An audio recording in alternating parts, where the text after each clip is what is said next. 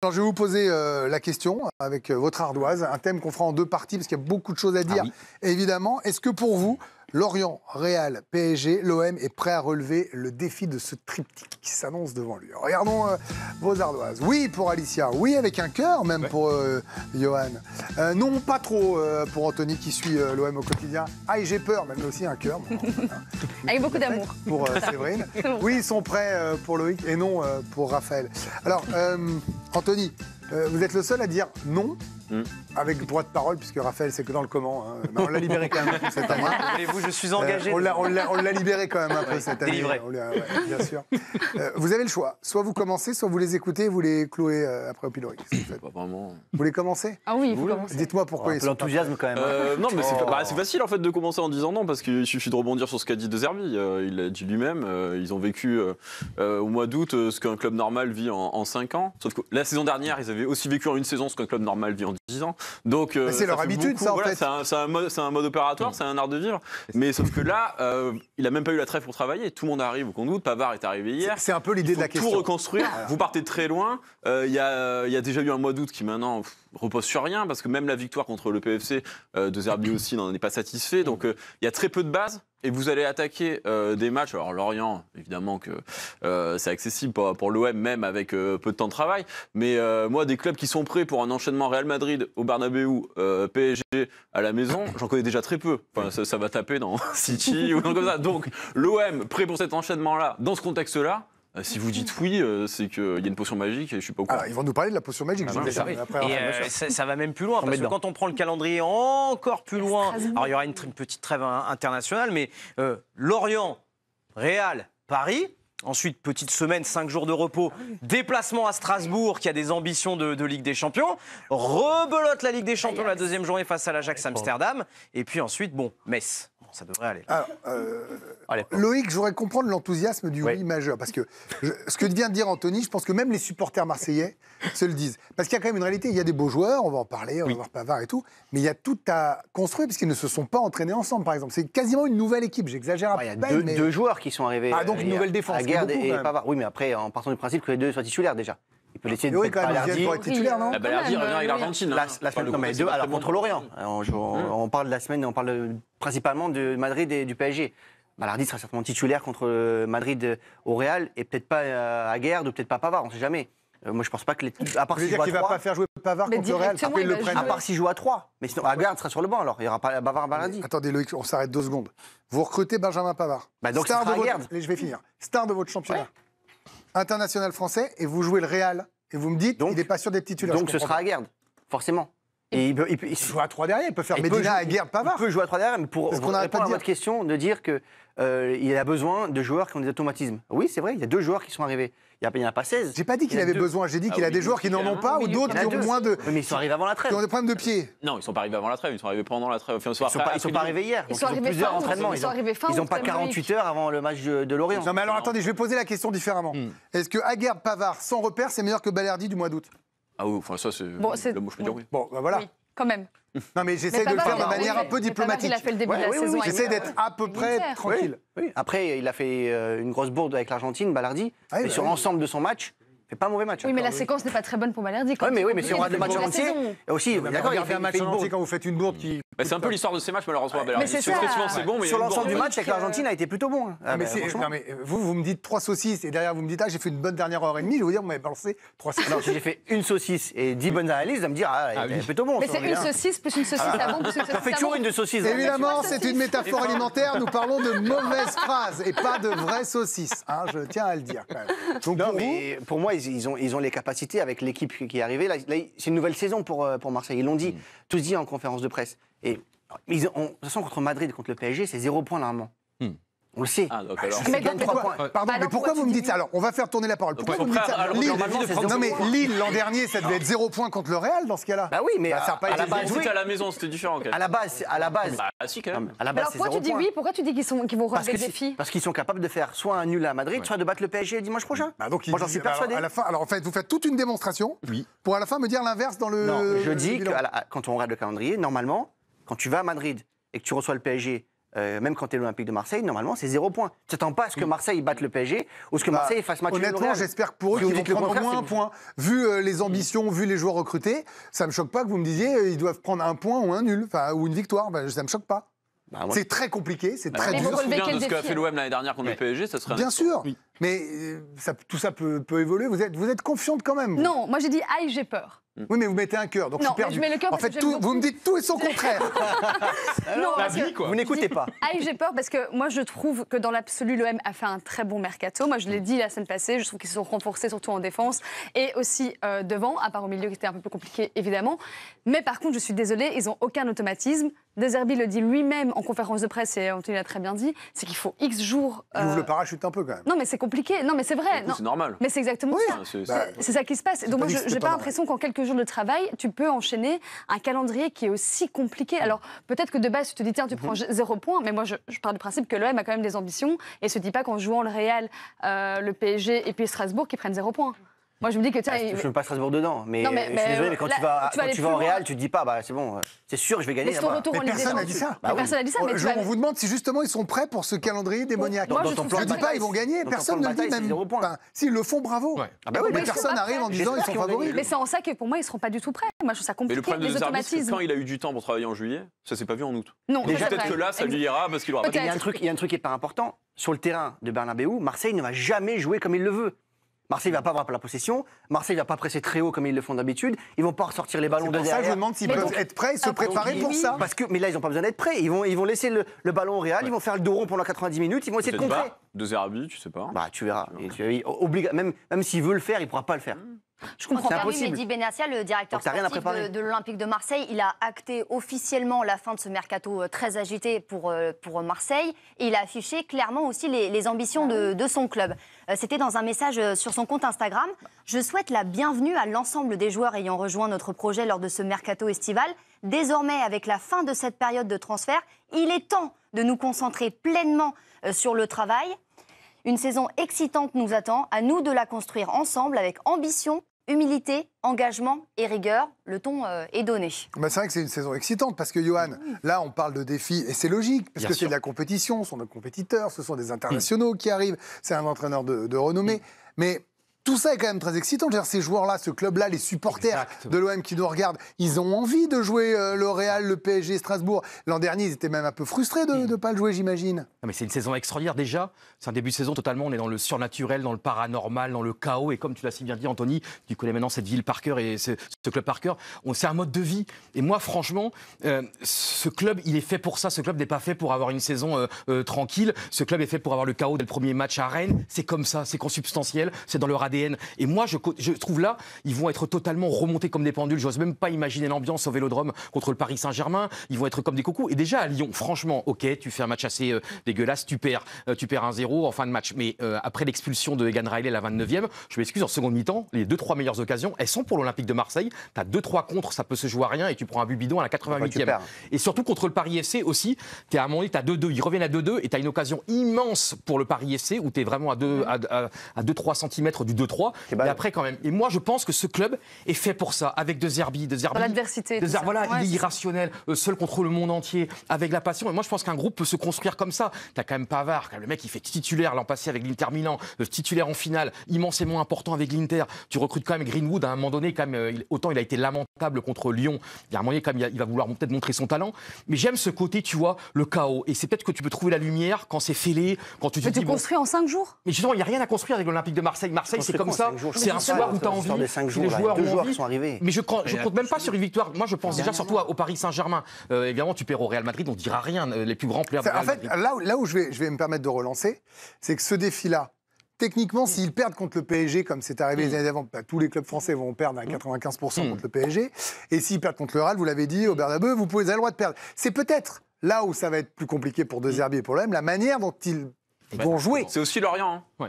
Oui, et Lorient, bien sûr. Mais si demain c'est possible et que derrière vous êtes expédié par les deux autres équipes, là ça posera problème. Surtout pour l'entraîneur. Oui, bien sûr, mais je veux dire, souvent on dit avant les grands matchs. C'est pour ça qu'on a mis Lorient dans le triptyque. Je vous sur le PSG et le Real. C'est très bien. Mais là, il faut faire mieux que contre le Paris FC, contre Lorient. Ça, c'est important. Imaginons que vous laissez échapper des points contre Lorient. Là, le contexte il serait vraiment extrêmement compliqué. Et ça deviendrait vraiment. Donc, est-ce que le match contre Lorient avant de penser au Real et au PSG. Et déjà le match le plus fondamental. C'est pas un cliché ça. Normalement c'est un cliché quand avant le match de Coupe d'Europe. Voilà. Tu as déjà 2 défaites en Ligue 1, donc c'est catastrophique. Mais je pense aussi, bon après moi j'aime ce club et cette ville, mais surtout ils ont des énormes ambitions. Ils doivent, quand tu vois les joueurs que tu as, mais tu dois lutter pour le titre avec le Paris Saint-Germain, tu dois aller minimum en barrage ou en 16e de finale. Mais me dis pas les joueurs. Je ne sais pas si vous pouvez lutter, mais vous êtes au moins à la lutte jusqu'à la 32e. Mais il faut avoir de l'ambition. C'est eux-mêmes qui le disent, Anthony. Non, franchement le PSG a des repères 1000 fois plus importants et un effectif 1000 fois plus profond. Mais c'est un peu déceptif. Eux, ils l'ont annoncé, Anthony. Là, ils l'ont quand même dit. Ça fait déjà 2 ans où on sent qu'il y a de l'ambition. Et là arrive le problème, c'est que vous perdez Rabiot. Ils ont dit on veut se rappeler. Ils ont perdu Rabiot. Enfin voilà. C'est parce que là, on n'en parle pas, mais c'est quand même quand on parle de reconstruire une équipe, vous avez perdu votre meilleur joueur. Mais surtout le joueur qui a ces attitudes-là était le plus à l'aise. Sur les automatismes et justement ce match déjà dont évoquait Anthony à Lorient où il va falloir être prêt en général. Et souvent les mercatos de Marseille sur les dernières années se sont joués le dernier jour, les dernières heures, etc. Donc on a regardé justement comment ils se comportaient sur le match d'après le mercato d'été. La saison dernière, ils avaient battu Nice, ils avaient fait 0-0 contre Toulouse. Il y a 3 victoires, vous voyez, à Auxerre et Monaco. Donc, en général, sur des mercatos qui étaient compliqués l'été, où plein de choses se sont jouées les dernières heures, Marseille, sur le premier match, en est plutôt bien sorti. C'est une petite indication. C'est très bien. C'est important de le montrer. Dans un instant. L'OM, en défense, ça fait plus d'1 an que tout le monde sur le plateau m'alerte en me disant c'est un problème de défense avant d'être un problème de milieu qui était costaud, avec Rabiot aussi à l'époque, même d'attaque. Derrière, c'était Kata. Est-ce que cette défense-là, Pavard, Aguerd, Medina, maintenant, est supérieure à ce que l'OM n'a jamais eu depuis 2-3 ans? Moi, on avait ce débat la semaine passée. Moi, je disais que oui, déjà la semaine passée, et encore plus aujourd'hui. Quand tu as un joueur comme Benjamin Pavard, mais là, il est là. Mais oui, mais donc justement, mais bien sûr que oui. Le gars, il a taille patron. C'est une référence à son poste. C'est une référence en tant que défenseur. Et je suis désolée si on ne trouve pas que l'OM est meilleur avec Benjamin Pavard en défense. Alors moi, je ne comprends plus grand-chose. Je pense qu'on ne trouvera personne pour nous dire qu'ils sont moins forts. La question en tout cas, mais vraiment en défense. La question est pour dire, est-ce que vraiment ils arrivent à un niveau, ils peuvent jouer au niveau européen plus sereinement, tranquille, les yeux dans les yeux. Moi, je pense sincèrement, si tu as une défense comme ça, tu es beaucoup plus serein derrière. Mais clairement, moi, je signe matin, midi et soir et j'en suis convaincue. Et j'ai hâte de voir ce que ça va donner sur le long terme, toute cette saison. Mais bien sûr que oui. On va être très curieux sur l'utilisation désormais de Benjamin Pavard dans cette défense. On a préparé 3 compos. Alors 2 compos, si Marseille reste dans une défense à 4, parce que finalement, il peut avoir une double utilisation, soit dans l'axe, aux côtés d'Aguerd, et ça veut dire que Balerdi perdrait sa place de titulaire, Medina qui serait décalé sur le côté gauche, mais il peut jouer aussi au poste de latéral droit. Là, vous réintégrez Balerdi, c'est une possibilité. Et il y a encore une dernière possibilité, c'est la défense à 3 qu'utilisait l'OM la saison dernière, où là, il retrouvera un petit peu le rôle qu'il avait du côté de l'Inter Milan, aux côtés d'Aguerd, Medina. Mais dans ce cas de figure-là, on peut aussi dire que Balerdi perd sa place. Alors, on avait un doute justement sur la façon de jouer de l'OM, parce que ces derniers jours, ces dernières semaines, on entendait que De Zerbi allait être têtu sur son schéma à 3 ou à 4. Les questions lui ont été posées à ce sujet en conférence de presse. Écoutez De Zerbi à ce sujet. Jouer avec une défense à 3 ou à 4, ça dépend. Moi, ça ne me change pas grand-chose de jouer à 3 ou à 4, honnêtement. J'essaie de m'adapter aux caractéristiques des joueurs que j'ai. Pavard, par exemple, peut jouer arrière droit et défenseur central, mais il a très souvent joué dans une défense à 3, axe droit. Emerson peut jouer aussi arrière gauche, et on verra aussi comment Balerdi se sent. Vous savez, à Brighton, la première année, j'ai joué à 4, et la deuxième année à 3 derrière, parce que j'avais des joueurs pour jouer de cette manière-là. Donc cette année aussi, nous pouvons jouer à 3, à 4 ou à 5 derrière, ça peut changer. Voilà, au moins, il n'a pas un dogme absolu, il est capable de bouger, de réfléchir. C'est un problème. Non, mais moi, ce qui m'embête, vraiment, je veux dire, je vais en faire un cheval de bataille toute l'année. Là, il n'a pas commencé à jouer, donc je ne m'énerve pas pour de vrai. Recruter Pavard, qui dit je veux jouer dans l'axe, qui vise la 4e place de défenseur central en équipe de France pour le mondial dans 8 mois ou 10 mois. À quel moment Benjamin Pavard va dire ok, je vais jouer à droite à l'OM? C'est impossible, il ne voulait pas le faire au Bayern, il ne veut pas le faire à l'Inter. C'est pas pour le faire à l'OM, messieurs. Mais il a dit oui aujourd'hui en conférence de presse.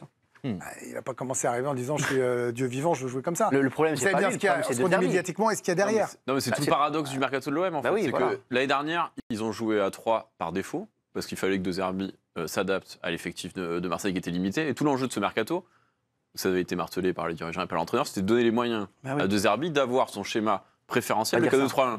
Et là, on arrive finalement avec les dernières heures d'un mercato, avec beaucoup de mouvements. où on se dit qu'effectivement, ça va être compliqué de jouer comme ça, parce que ça vous met votre capitaine sur le banc, ce qui est toujours gênant, sachant qu'il n'est pas encore... Enfin, si le capitaine perd sa place parce qu'il n'est pas bon sur le terrain, Oui, moi, ça ne me gêne pas. Mais en attendant, il y a un embouteillage. Et nous, on peut le dire. Dans l'axe maintenant. En fait, on est passé d'une défense où il y avait très peu de solutions à une défense où il y en a trop. La faute à qui ? Donc vous allez changer le schéma. Et enfin, vous allez pouvoir être. Moi, je suis très perturbé par votre. Mais je suis très perturbé par ce que vous me dites sur Balerdi. Je ne suis pas, je fais pas une cavale contre Balerdi. Il a des qualités. Ici, on me disait que c'était le leader, le capitaine. De Zerbi a confirmé en conférence de presse qu'il restait le capitaine. Voilà, il reste capitaine. Mais là, s'il est moins bon que ceux qui arrivent. Il jouera pas si ça arrive. Mais sauf que l'été a été construit autour de lui. Et il était incontournable. Et les dirigeants en avaient fait une priorité, c'est de garder leur cadre. Bon. Donc vous faites jouer Pavard à droite. Il n'est pas là. Donc pour préserver Balerdi, vous faites jouer Pavard à droite.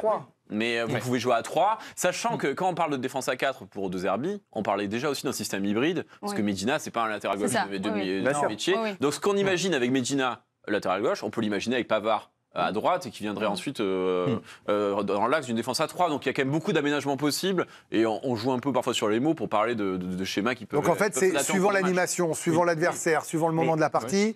Il joue à droite, il joue au centre. Mais avec ces joueurs-là, c'est difficile d'imaginer que l'OM jouera jamais. Anthony, c'est pas normal qu'aujourd'hui, début septembre, ça fait un an que De Zerbi est là, on dise encore dans quel système il va jouer. Normalement, tout le mercato... Je sais pas, tu m'as expliqué tout à l'heure que c'était pas un problème, qu'on ne sache pas d'où qu'ils avaient le temps de se préparer et tout. C'est justement ça le problème de l'OM, c'est qu'on ne sait pas comment ils vont jouer alors qu'on est en septembre. Bah ça oui, mais ça fait un an que De Zerbi est là. Le problème, c'est De Zerbi. C'est quand De Zerbi dit « Ah ben mais je vais m'adapter à mon effectif », non mais il n'y a pas d'arrivée De Zerbi, ça fait un an qu'il est là. Donc il doit dire à ses dirigeants « J'ai besoin d'un défenseur central pour mettre ma patte qui joue comme ça, de cette manière-là, vous allez me le chercher. J'ai besoin d'un latéral gauche pour jouer dans une défense à 4. J'ai besoin d'un ailier gauche droitier qui peut revenir sur son faux pied. » C'est comme ça que ça se construit un mercato normalement. T'arrives pas en début septembre. Vous voulez dire que c'est pas l'autre que j'ai. Vous voulez dire qu'ils n'ont pas construit. Vous voulez dire qu'ils n'ont pas construit selon les désirs de l'entraîneur. La preuve que non. Puisqu'il dit je vais essayer de m'adapter à ce que j'ai, alors lui il peut jouer un peu là, je ne sais pas trop ce que je vais faire. Mercato qui correspond au 4-2-3-1 de Zerbi, il a quand même les joueurs pour faire différents systèmes. Moi je pense que la défense à 3 axiaux avec donc Medina axe gauche, Pavard axe droit et puis après dans l'axe Aguerd ou Balerdi. Tu as quand même Emerson Palmieri qui peut jouer très bien le piston à gauche et Timothy Weah qui peut jouer à 10 postes différents, peut jouer le piston à droite. Moi je pense que Timothy Weah c'est qu'il peut jouer à 10 postes différents mais il est bon nulle part pour l'instant. Non mais comme ça.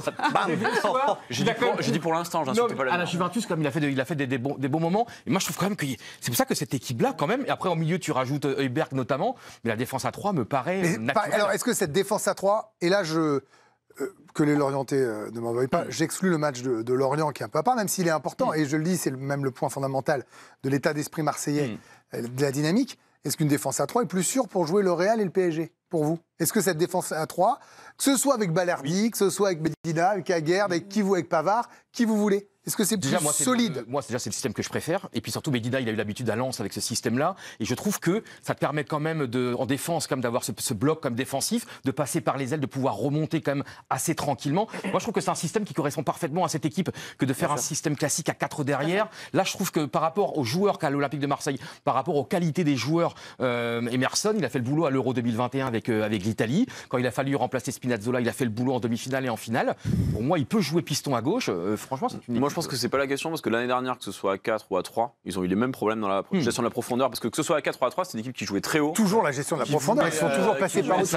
Avoir le ballon et qui était en danger tout le temps. Donc ça, c'est pas tellement la question de à 3 ou à 4. Ça sera la question, comme disait Loïc tout à l'heure, est-ce que par la force des choses, autant à Lyon, ils avaient joué plus bas parce qu'ils étaient à 10, au Real, ils vont sûrement jouer plus bas parce qu'ils seront donc, la question, c'est est-ce qu'avec des joueurs plus expérimentés, meilleurs, ceux qui courent plus vite, qui courent plus vite, qui seront mécaniquement moins en danger, moins pris dans le dos, en fait. Ils ont pris tellement lourd. Ça, De Zerbi, il a plus les moyens de jouer son jeu. C'est-à-dire que quand vous avez des mecs qui cavalent derrière ou qui savent cavaler, vous pouvez plus. Mais pas à Bernabéu. Mbappé devant, ils joueront pas à 40 mètres des buts, c'est à Bernabéu. Non, bien sûr. Et alors, il nous reste 3-4 minutes là, de débat sur l'Olympique de Marseille et on ira match après match, bien sûr. On va prendre, comme diraient les coachs, les 3 points d'abord, match après match, on va y aller tranquille. Non, mais la réalité, c'est que là, ils arrivent dans une zone qui est déjà une heure de vérité pour De Zerbi, Séverine. C'est-à-dire que là, dès demain contre l'Orient, celui qui est le plus sous pression, mais c'est son métier, c'est aussi pour ça qu'il est très bien payé, qu'ils sont allés le chercher, il est sous pression dès demain. Surtout quand tu vois le début de saison de l'OM qui est quand même très très compliqué, tu es obligé, pour moi c'est une obligation de t'imposer demain et en plus avec la manière. C'est-à-dire de rassurer un petit peu les supporters, de rassurer un petit peu tout le monde, le groupe, etc. par rapport au calendrier à nouveau qui se présente qui est quand même pour moi très très compliqué. Mais demain tu as une obligation de résultat et de manière. Et évidemment que les sous-pressions, après, il le dit lui-même, il adore ça. Il adore ça, il adore être sous pression, c'est ce qu'il aime aussi. Peut-être un peu trop. Après on sait comment tu l'as très bien dit, Yoann, par rapport à l'OM, c'est vraiment dans l'adversité, c'est un peu dans ces moments-là qui, je trouve, se révèlent et sont encore meilleurs. Mais pour moi, il y a une obligation de résultat et avec la manière également demain. Et donc, c'est déjà la première échéance, alors qu'on est mi-septembre. Quoi. Ah oui, mais ils arrivent à rendre dramatique une prestation de Lorient. C'est le charme de ce club. Mais ça qui est génial. Oui, mais enfin, l'an dernier, ils avaient un calendrier plutôt très allégé, de leur faute en Coupe de France et de leur faute la saison d'avant pour ne pas avoir de Coupe d'Europe. Oui. La réalité, c'est que je reviens à ce que je disais il y a une demi-heure. Les joueurs veulent jouer ce genre de match. Les entraîneurs veulent coacher ce genre de match. On va tout de suite savoir de quel bois est fait l'Olympique de Marseille, Loïc. Là, on peut savoir assez vite quel est le niveau de cette équipe. Plus que le match au Real, parce que c'est encore le début de la Ligue des Champions. Donc, si jamais tu perds au Real, derrière, tu as de quoi te refaire. Par contre, c'est vrai que si tu perds contre Paris chez toi, t'es déjà à 9 points. Non, perdre, à mon avis, c'est pas grave. C'est rejouer aussi mal que l'an dernier alors qu'ils étaient attendus. Ah ouais, mais je pense que perdre, c'est quand même important, là. Franchement, l'an dernier, c'est pas d'avoir perdu. Qu'on leur reprochait, c'était d'avoir été arrivé au rouge à domicile. C'est au tout début. La première minute avant le rouge, Loïc. On est d'accord. Il n'y avait pas photo. Sur ça, il n'y a pas de problème. Mais je pense quand même que là, à 9 points, fin septembre, de l'OM et peut-être de Lyon. Le championnat, c'est le podium, c'est pas la première place. Enfin, si Lyon, ils sont pas mal aussi. Ils sont à 9 points, c'est pareil. S'ils gagnent les 2 matchs. Mais donc c'est pour ça que le match de demain est hyper important. Non, mais surtout, c'est qu'on veut aussi des émotions. C'est-à-dire que déjà, tu fais un départ comme calamiteux avec 2 défaites. Ouais. Oui, mais c'est-à-dire des émotions aussi, aussi positives, là, en flamme. Et peut-être lancer la saison, justement, ou à Bernabeu, ou dans une semaine contre le Paris Saint-Germain. Mais lancer un truc définitivement, vraiment, là où pendant 4-5 jours, on ne parle que de choses positives, où on est dans un élan, dans un tremplin, dans un toboggan. Mais lancer quelque chose, mais avec enfin parler positivement de l'OM. Et un PSG sans Dembélé, sans Doué. Ça compte.